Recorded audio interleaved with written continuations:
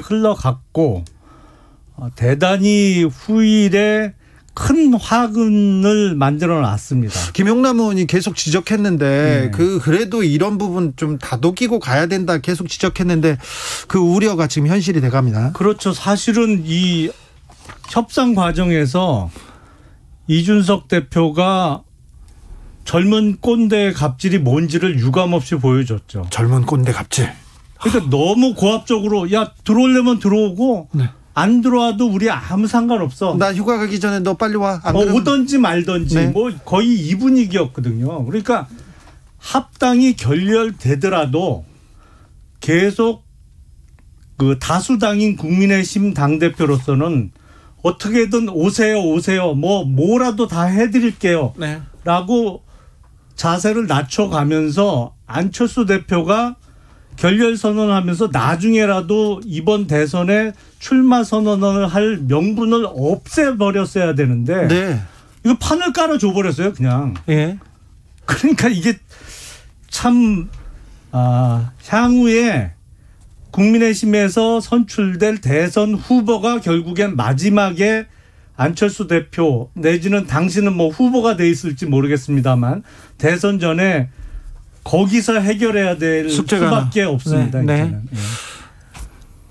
우선 이제는 그 야권에서 정치적 을이 되어버린 안철수 대표의 처절한 몸부림 같이 보이더라고요. 아 그래요? 네, 그래서 이렇게밖에 나는 할 수가 없다. 그래서 결렬 선언을 먼저 해버린 건데 중요한 건 그 결렬 선언에 대한 반응이 저는 더 좀 이상했어요. 그러니까 이 결렬 선언을 하면 이게 그 힘 있는 갑이 그러니까 어떤 반응을 보이나가 이후의 행보를 결정짓는데 반응 또한 기존의 행보하고 다르질 않더라고요. 이 점이 더 놀라웠어요. 그래서 이렇게 아무리 정치가 달면 삼키고 쓰면 뱉는다고 하더라도 어쨌든 정치적 필요에 의해서 그 합당을 위한 협상을 한 거 아닙니까?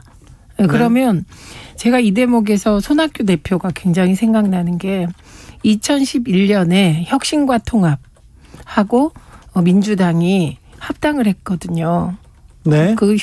그걸 할 때 손학규 대표가 모든 걸 100% 다 양보했어요.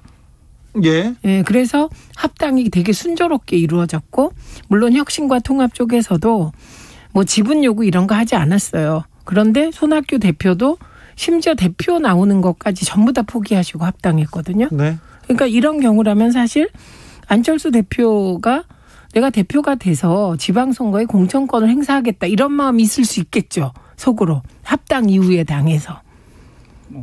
그런데 그래서 만약에 안철수 대표에게 공동대표직을 준다 한들 그게 안철수 대표 혼자 공천권을 행사할 수 없는 건 누구나 다 알잖아요. 그런데 아무것도 양보하지 않고 의미가 없는 당신은 그냥 우리에게 조건 없이 들어와라. 굴복해라. 이런 메시지를 준 건 저는 정말 잘못한 거라고 봅니다. 이게 선거에서요. 제일 무서운 거는 어떤 정치인이나 정치 세력이 국민들께 어떤 자신들의 유능함을 보여준다든지 아니면 어떤 뭐 잘할 수 있다 성실함 이거보다 제일 무서운 게 동정심이거든요. 국민들이 보기에 불쌍하면 끝나는 거예요. 그거는 절대 못 뒤집어요. 우리나라는 특별히 그래요. 그래서 선거에서 떨어지고 몇 번 떨어진 사람 있지 않습니까? 그 다음에 돼요. 아니 선거에서 하여튼 어떠한 구실이 됐던 상복 입는 사람이 당선될 가능성이 높아요. 그러니까요. 근데 이게 지금 안철수 대표가 불쌍해 보이는 판을 만들어 놨거든요, 지금. 상복 입은 사람이 당선될 수 있다. 이건 전문 용어고 이거 고급 이거 돈 받아야 될 것 같은데요. 아니 그러니까 뭐 배우자가 됐던 뭐 선친이 됐던 누가 불행한 일을 당해서 대신 나온 사람이 당선될 가능성이 매우 높습니다. 우리 국민들이 정이 많기 때문에 그래요. 상복 입고 선거판에 뛰어든 사람들 진짜 많거든요. 그리고 남편이 감옥 가면 부인이 옥중 출마 이런 거 있지 않습니까? 8825님께서 젊은 꼰대 이준석한테 핍박받는 안철수가 불쌍해요. 이호남님 오늘 보니까 안철수 대표 어깨가 처져서 이렇게 얘기하는데 안철수 대표가 지난 대선에서 20% 넘게 득표했습니다. 그리고 여당도 야당도 민주당도 국민의힘도 싫다. 제3 제3지대 중도층에 있는 사람들이 꼭 있거든요. 근데 그 사람들한테 영향력이 없을까요? 막판에 어떻게 될까요, 최민희 의원님? 아니, 있죠, 영향력이. 그게 20%인지 지금 현재 나타나고 있는 5에서 10% 사이인지 모르지만 영향력은 있는 거고, 이 지지율이 유동적이라는 게 중요해요. 그러니까 그래요? 앞으로 그렇죠. 여야가 어떤 식으로 나가나에 따라 제3지대는 확장될 수도 있고 축소될 수도 있다고 생각합니다. 네. 그래서 저는 안철수 대표 입장에선 윤석열 전 총장이 일찍 국민의힘에 입당함으로써 축소되긴 했지만 제3지대에서 계속 후보가 될 길을 모색할 것으로 보이고, 지금 당장 대상은 김동연 전 부총리가 되지 않겠습니까? 네. 그리고 또 그 외에 뭐 알파, 베타, 감마. 네. 네. 그래서 여러 명을 모으는 역할을 하겠죠. 그리고 최종적으로 단일화를 시도할 가능성은 있지만 네. 이준석 대표의 행태, 협상 행태가 바뀌지 않는 한 그 단일화 협상 또한 난망해서 네. 이게 자칫하면 문국현 스타일로 갈 수 있는 그런 상황이 연출되고 있다고 봅니다. 0944님께서 이준석이 고수예요, 고수.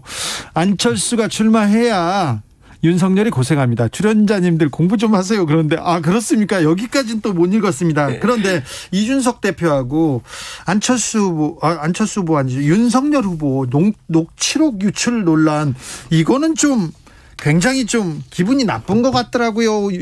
양측에서 다. 이 점입 가경이죠. 예. 그야말로 이제 봉합이 되는 듯하면 또 더 큰 게 터지고 뭐 더 큰 게 터지고, 그래서 이번에 그 녹취록 논란 뉴스를 보니까 예. 갑자기 떠오르는 단어가 있었어요. 어떤 단어입니까? 그래서 제가 사실은 좀 찾아봐서 이걸 방송에서 써도 되나? 근데 네. 아직도 잘 모르겠어요. 써도 되는 말인지. 네. 안 쓰면 안 되는 말인지. 비방용님인 거 저한테 먼저 보여주세요. 이거지 뭐. 예. 예. 여기까지는 괜찮습니다. 그래요? 네네. 이거는 정말 정말 녹음이 돼 있다면. 네, 녹음이 된 것 같습니다. 본인은 국가 아니라 그러는데 사실 신뢰성은, 그 해명에 대한 신뢰성은 지극히 좀 떨어져요. 네. 전후 사정으로 볼 때. 양모모들이나 네. 하는 짓이잖아요. 양땡. 양땡. 그런 거 있지 않았습니까? 양땡입니다. 네네. 그런데, 이거는 그러면 만약에 녹취가 돼 있다면 이준석 대표가 그렇게 한 겁니까? 그럼 누가 녹음을 했겠어요? 근데 저는 이상한 게, 네. 그러니까 해명이 그거예요. 자동 녹음 기능에 따라 녹음이 됐다예요. 네. 근데 그걸 누가 녹취를 풉니까? 아니, 그렇게 저는 그게 이상했어요. 줘야죠. 네, 그러니까 녹취를 풀었고, 그 녹취록이 유출됐다는 요점에 있어서 변명의 여지가 없죠. 네. 그래서 그 당대표가 이런 일로 연루된 건 처음이에요. 그렇죠. 여야 통틀어서 정말 이상한 일이 벌어진 겁니다. 그 당 내에서 얘기하다가 녹취를 풀고 뭐 까고 이런 부분은, 이런 일은 없었던 것 같은데. 처음이에요. 그건 정말 막 가는 거죠. 그러니까 제가 양땡땡을 얘기한 건데 그건 네. 정말 막 가는 상황이에요. 그리고 자동 녹음 기능이 있었다 그러면 더 이상해요. 그거는. 그렇습니다. 모든 대화가 녹취된. 자기하고 전화하는 사람 모든 대화를 다 녹취해놨다는, 지금까지 녹취를 해왔다는 얘기잖아요. 네. 그건 더 이상하죠. 그거는. 아무튼 이준석 대표가 어깨가 축 처졌더라고요. 어제 광복절 행사 나왔는데 만세 삼창을 다 부르지 않습니까? 근데 만세를 반세 이렇게 부르더라고요. 이렇게 아직 그럴 나이도 아닌데 50견이 벌써 왔나? 왜 그렇게. 0388님께서 정치인이라면 공인님으로 자신의 말이 다 녹음된다 생각하고 행동해야 맞습니다. 그 정도로 자신의 말에 책임을 져야지 그걸 이상하게 보는 우리 사회가 잘못된 것입니다. 이렇게 얘기하셨고요. 넘버원 팡님께서는 양치기 말하시는 거죠? 얘기하는데, 아무튼 이 녹취록 공방에 대해서는 이해하지 못하겠다는 사람들이 너무 많아서요. 네. 정치권에서도 지금 하들짝 놀랐어요. 아니, 이거 어떤 때 하는 거냐면요. 정치적인 반대파가 같은 당 안에서도 그렇지. 지역구로 따지면 이렇게 경선할 때 상대 후보 약점 잡기 위해서 녹취를 하고 녹음을 해서 그거를 푸는 경우가 있어요. 네. 그런데 당대표가 유력 후보하고 이런 거는 정치조건의 시점 6시에 이어가겠습니다.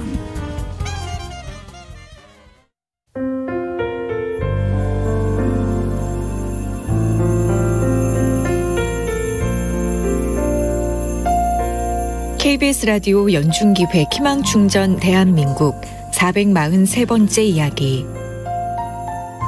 안녕하세요. 아나운서 이현주입니다. 12살 근수와 1살 터울의 동생은 더 이상 부모님의 얼굴이 기억나지 않습니다. 부모님이 집을 나가고 할머니와 함께 산 지 벌써 6년. 근수와 동생의 유일한 버팀목은 할머니뿐입니다. 만성적인 고혈압과 심장질환에 퇴행성 관절염으로 무릎까지 아픈 할머니. 손자들이 커갈수록 필요한 건 점점 늘어가는데 그만큼 해줄 수 있는 게 없으니 미안한 마음이 앞섭니다. 그런 할머니 마음을 누구보다 잘 알고 있는 근수는 할머니의 아픈 다리를 주무르면서 재롱을 부립니다. 할머니의 웃는 모습을 볼 때가 세상에서 제일 행복하다고 말하는 근수. 근수네 가족들이 하루빨리 불안한 일상을 벗어날 수 있도록 여러분이 힘을 보태주세요. 코로나19 여파로 사례자와 취재팀의 안전을 위해 사연으로 대신 전달합니다.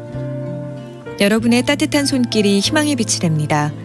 ARS 060-700-1580 060-700-1580 한 통화 3,000원으로 희망을 선물해 주세요. KBS 라디오 연중기획 희망충전 대한민국은 초록우산 어린이재단, 인탑스 주식회사 그리고 청취자 여러분과 함께합니다. ARS 060-700-1580 한 통화 3,000원입니다.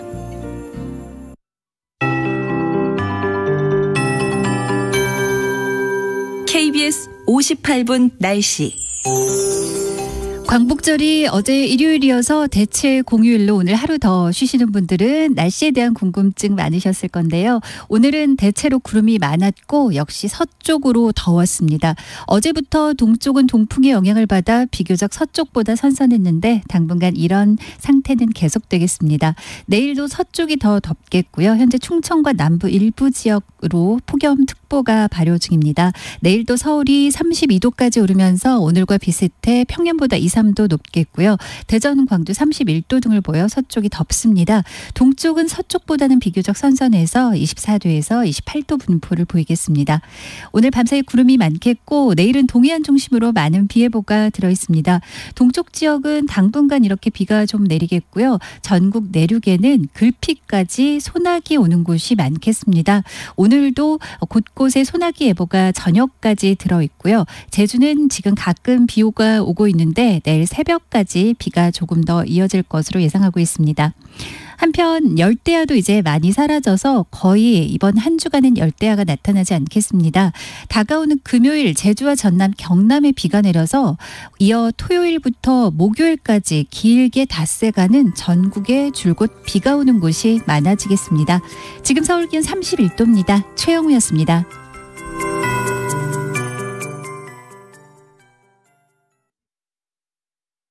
정성을 다하는 국민의 방송 KBS가 6시를 알려드립니다. AM 711kHz, FM 97.3MHz, KBS 1라디오입니다. HLKA.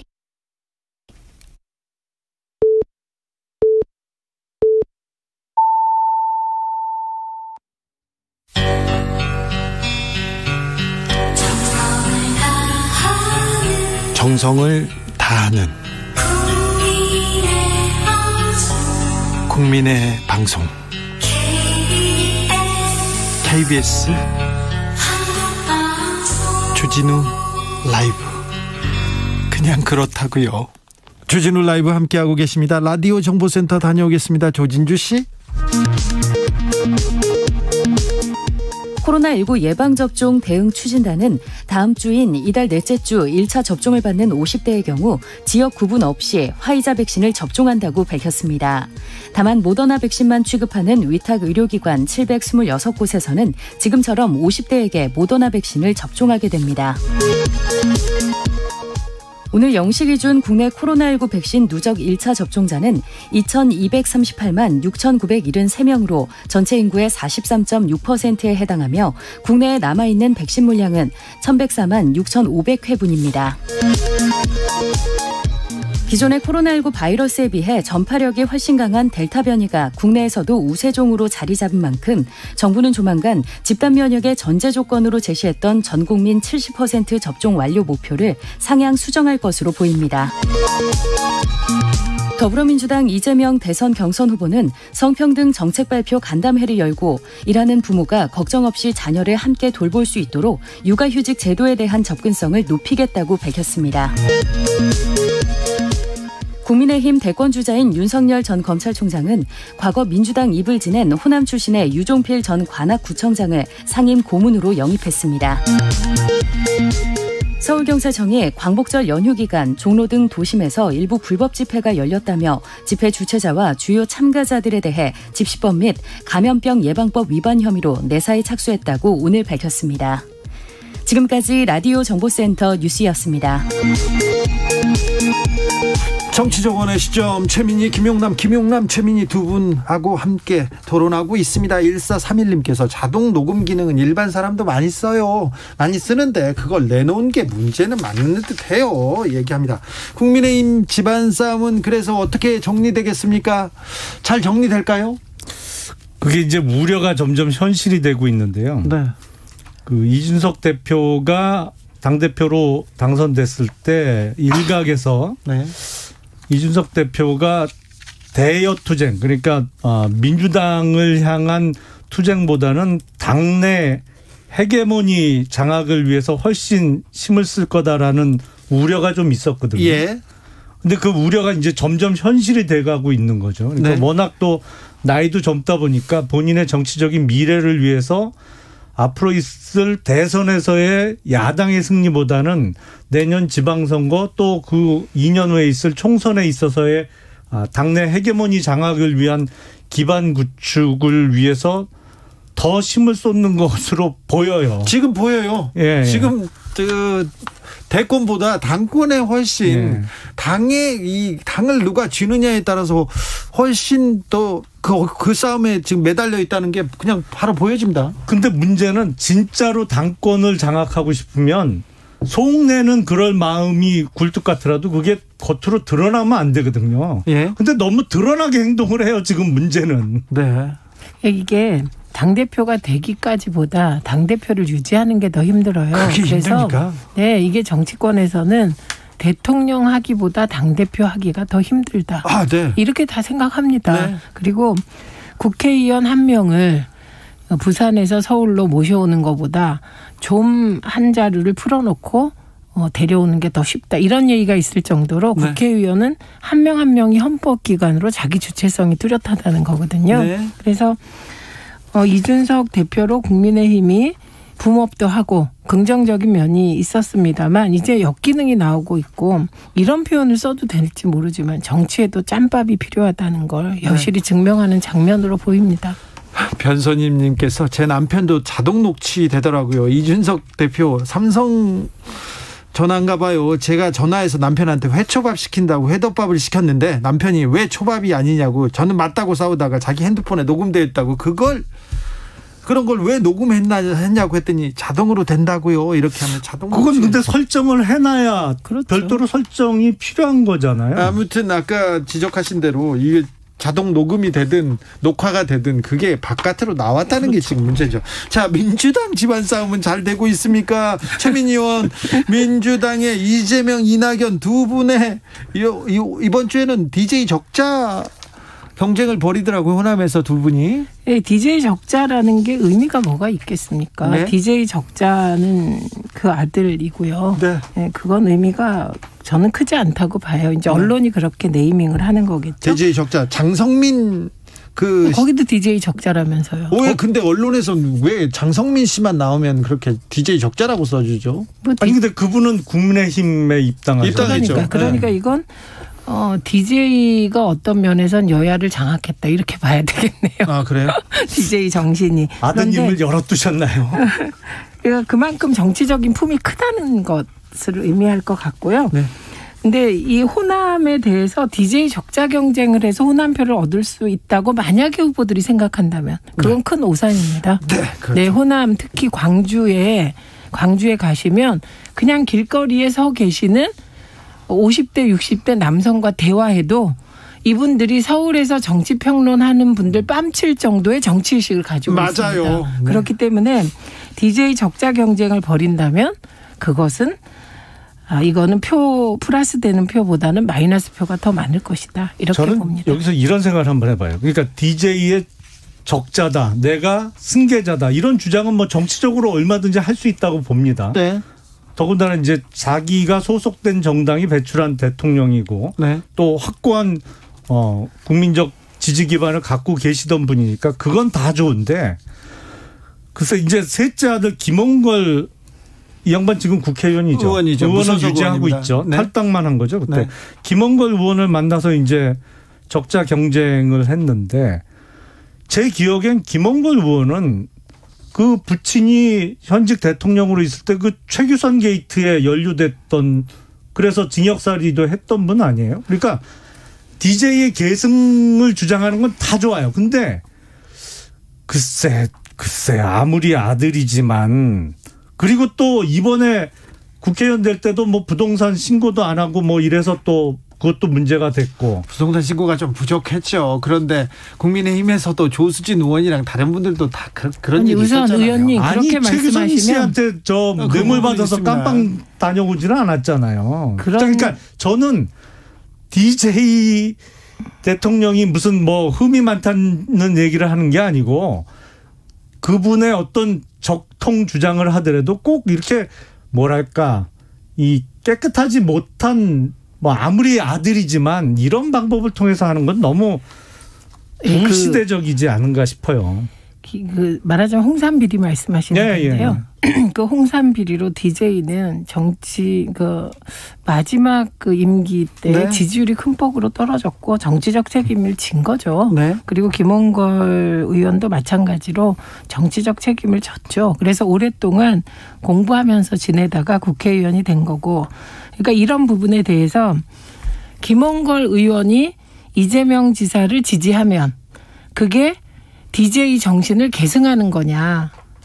그렇지 않겠죠. 그런데 정치인이 김홍걸 의원을 같이 대동했을 때는 김홍걸 의원으로 상징되는 게 있기 때문에 한 거 아니겠습니까? 그런데 예. 제가 계속 강조하는 거는 그런 것보다 더 중요한 게 DJ의 민중, 평화 정신을 계승하는 게 더 좋은 것이다. 그것이 DJ 정신이다. 이런 말씀을 저는 드리고 있는 것이고요.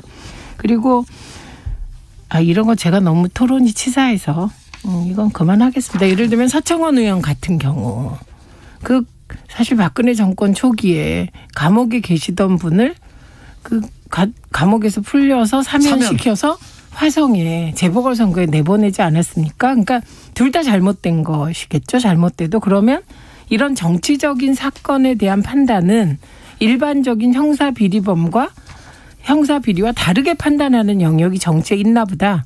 이렇게 얘기해야 말이 되는 거겠죠. 아니, 저는 전부 그런 게 우리 정치가 바뀌어야 될 점이라고 생각을 해요. 동의합니다. 네. 네. 자, 넘어가 볼게요. 윤석열 캠프에서 이재명 후보를 비꼬고 있어요. 황교익 씨, 음식평론가 황교익 씨를 경기관광공사 사장으로 내정한 부분에 대해서 비꼬았는데 이 사건은 어떻게 보십니까, 김용남 의원님? 임명권은 경기도지사가 있는 거는 맞는 것 같아요. 네. 근데 이재명 그 도지사는 이건 말고도 제가 알기로는 그 명리학 하시던 분, 그러니까 사주 보시던 분을 경기도에 무슨 단체장에 또 임명한 적이 있어요? 단체장이요? 그럴걸요? 아니요. 있어요. 강원 씨가 경기 강원 씨는 원래 문화예술계 인사예요. 명리학만 한 분은 아니에요. 아닙니다. 최근엔 명리학 했잖아요. 아니 그분은 엄청 유명한 문화예술계 인사세요. 강원 씨는. 아니 그런 거죠. 그러니까 자기가 권한이 있다고 해서 그 황교익 씨는 그 형수에 대한 노골적인 욕설을 뭐 이해할 만하다 뭐 이런 지지 발언을 했는데 도지사고 앞으로 큰 선거를 남겨두고 있음에도 불구하고 이렇게 남의 이목 안 가리고 자기 하고 싶은 대로 자기 편 들면 자리 주고 이렇게 권한을 마구 행사하는 분이 정말로 대권이라고 하는 대통령이 만약에 된다면 그 꼴 어떻게 보겠어요. 생각만 해도 끔찍해요. 최민희 의원? 네, 저는 그 문제 제기는 참 유치하다. 윤석열 후보 측에. 예를 들면 형수 욕설에 대해서 이해할 부분이 있다는 말을 했기 때문에 관광공사 사장에 내정했다. 이건 전 너무 유치한 문제 제기라고 보고. 아니 그렇게 말한 사람이 한 100만 명 정도 있을 것 같은데요. 네, 그래서 그건 유치한 문제 제기라고 생각합니다. 윤석열 후보 측에. 그러나 물론 이게 이재명 지사 입장에서는 추천위원회가 있고 절차가 있고 거기에 추천돼서 절차를 밟아서 올라왔으니까 본인이 이래라 저래라 하기 힘들겠죠. 그러나 그럼에도 불구하고 저는 경기도 관광공사 대표라는 게 지금 이렇게 전국에 초점이 될 만큼 중요한 자리도 아닌데 네. 이 논란을 이끌어가는 것이 과연 이재명 후보에게 도움이 될 것인가. 그리고 이게 경기도민을 설득할 수 있을 것인가 한 번 더 생각해 봐야 되는 사안이라고 봅니다. 일단 이재명 후보한테는 조금 네, 마이너스 요인이라고 네. 생각합니다. 그렇게 보이십니까? 네. 광복회장 광복절 경축식 기념사에서 광복회장 김원웅 광복회장이 몇 가지 얘기를 했습니다. 그 문제로 또 국민의힘에서 발끈하고 나섰는데 이 논란은 어떻게 보시는지요, 김영남 의원님? 글쎄, 김원웅 광복회장은 자신의 그 언행에 대한 논란을 모르지는 않을 것 같고요. 네. 일부러 일종의 광인 전략을 쓰는 거 아닌가 싶어요. 광인 전략이요? 그렇죠. 누가 봐도 이거 이상하잖아요. 그러니까 이게 어떻게 보면 본인이 민정당 그러니까 5공화국 당시에 민정당 출신이라는 컴플렉스 때문에 오히려 과잉 충성을 보이려고 해서 이런 무리한 언행들이 계속 반복되는 건지는 모르겠는데 일단 이게 북한의 김일성이가 옛날에 썼던 거하고 너무 비슷해요. 어떤 측면에서요? 김일성이 본인이 북한에 진입해서 정권을 잡은 다음에 가짜 김일성 논란도 있고 이런저런 논란이 있으니까 그때 본인에 대한 반대파를 공격하는 게 무조건 친일파로 규정하고 공격을 해서 제압을 했거든요. 김원웅 광복회장은 일종의 그런 참 통하지도 않을 전략을 쓰면서 본인의 몸을 던져서 충성심을 보여주고 있는 것 같은데 제가 보기엔 이건 본인 출신 성분에 대한 컴플렉스의 발로라고 보입니다. 그런데 그걸 똑같이 국민의힘에 돌려드리고 싶어요. 네. 왜 그 박정희 전 대통령의 친일 논란만 나오면 이렇게 국민의힘이 발끈하나. 그런 식의 논법으로 따지면 정말 박정희 전 대통령이 친일했기 때문에 발끈하시는 게 되거든요. 일단 그 광복회장이 친일파 청산과 네. 광복에 대해서 얘기를 해야 될 거 아니에요. 저는 이 문제 제기가 되게 몇 번을 읽어봤어요. 전문을. 네. 그런데 문제될 만한 게 없어요. 그리고 이분이 얘기는 친일 청산이 제대로 안 됐고 그게 역사적인 과제다라는 얘기를 하면서 논지를 전개한 건데 저는 적어도 국민의힘이 친일 청산에는 동의한다. 그러나 이런 부분의 평가는 과하다. 이 정도라면 이해가 되겠는데 결과적으로 이승만 정부 초대 내각이 독립운동가들은 한 명씩 그만두고 결국 친일파들이 많이 들어갔다. 이거 확인해 보면 사실에 가깝거든요. 김영남 의원님.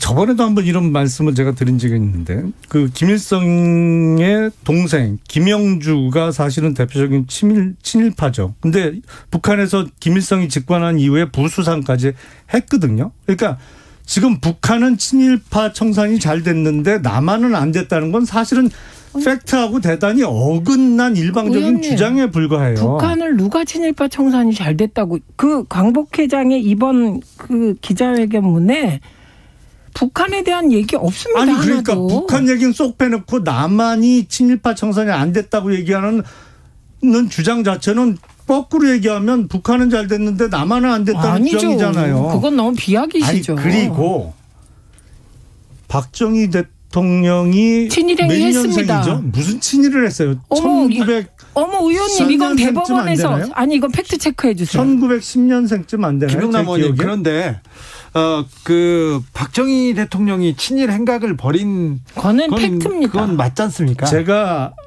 생각하기에는요. 적어도 1900년 이후 출생자한테는 네. 친일이라는 딱지를 붙이는 게 대단히 부정확하고 적절하지 않아요. 왜냐하면 조선이란 나라가 1910년에 없어졌어요. 네. 그러면 1910년생인 경우에는 17년생입니다. 박정희 대통령은. 그러니까요. 이미 태어날 때 조선이란 나라는 경험해 보지도 못하고 이미 본인이 태어나는 그 시점에는 일본이 점령하고 있던 시기예요. 본인이 기억하는 조선이라는 나라는 아예 있지도 않아요. 본인이 태어나기 7년 전에 없어진 나라예요. 의원님. 아니 홍범도 장군도 있고. 예, 한일합방이 돼서 우리가 일제 강제 침탈로 국호를 못 쓰게 된 건 사실이죠. 그런데 그때도 많은 독립운동가들이 그리고 국내에 독립운동하는 사람들이 조국을 되찾기 위해서 싸웠어요. 어떤 사람은 목숨을 잃고 싸웠는데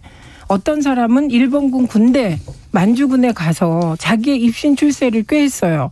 우리는 전자를 독립운동가라고 하고 후자를 친일파라고 합니다. 그리고 그 친일파 중에 박정희 전 대통령이 있었어요. 그리고 이건 대법원에서도 박정희 전 대통령의 친일 행위를 판례에 의해서 확인한 사안이에요.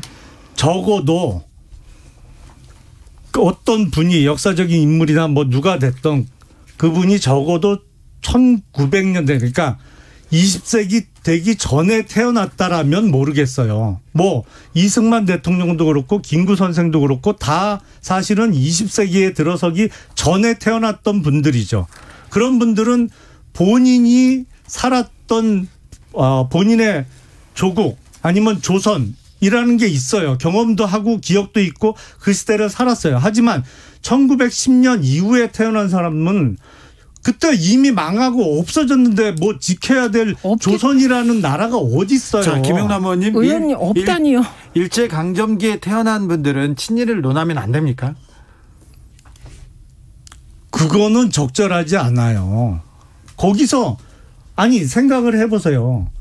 이미 자기는 한 번도 그걸 본 적이 없어요. 그러면 다만 거기서 그러면 1917년에 태어나서 이미 일본이 점령한 이후에 그 시스템에 의해서 교육을 받고 한 걸 갖고 친일 행적했다고 본격적으로 비난하는 거는 그건 너무 지나치죠. 지나치지 않고요. 이건 역사적인 평가이고요. 그리고 일본이 한반도를 강점했다고 해서 한반도가 없어진 게 아니에요. 역사적으로 무수히 많은 나라가 다른 나라의 침탈을 받지만 민족과 문화와 언어와 혼으로 자기 나라를 지키고 지금도 아프리카에서 해방운동을 하잖아요. 자기 나라를 위해서. 우리도 1910년 이후에 수많은 사람들이 나라를 되찾기 위해서 싸웠고 그럼 나라를 되찾기 위해서 싸운 사람들이 있는데 나라가 없다고 하면 어떡합니까, 의원님? 아니 그렇게 따지면 문재인 대통령의 부친께서도 여기 또 문재인 부친이 어떻게 왜 나와요? 일본 점령 시대에 공무원 했는데 그건 또 논하지 말라면서요. 아니 의원님. 아니 맞아요. 예를 들면 일본 정부 시절에 공무원 했던 건 맞잖아요. 아니 예를 들면 아니에요? 거기서 문재인 아니 거기 아니 그러니까 문재인 이거는 대통령이 얘기하지 나와요. 말래요. 문재인 대통령이 친일을 했습니까? 아니 그 부친이 그러면 친일한 건 맞아요? 이건 박정희 전 대통령 본인이 친일을 아니, 하다가 그러니까 대통령이 문재인 됐잖아요. 대통령은 아니고 부친이 친일한 거는 얘기하지 말아요. 그러면 아니 그 친일이 생계형 친일과 적극적 친일을 나눈 사람이 있어요. 그게 아니 정운영 그러면 지금 기자예요. 국민의힘 쪽에 있던 선친들은 다 적극적 친일이고 민주당 아니요. 쪽 선친들은 생계형 친일이에요? 아니, 의원님 그런 이분법이 어디 있어요? 말도 안 물타기를 되는. 해도 정도껏이 선친 얘기예요. 지금 박정희 전 대통령 본인입니다. 자 여기까지 할게요. 장준하 선생은 1918년에 태어났는데 문익환 목사님도 그랬죠. 네, 독립운동에 헌신하셨습니다. 정치적 원의 시점 여기에서 광복절 특집 김용남 최민희 두 의원과 함께했습니다. 오늘 감사합니다. 광복절은 어제였죠. 그래도 고맙습니다. 지났어도 우리가 광복의 의미를 되새기는 고맙습니다. 네, 방송이었습니다.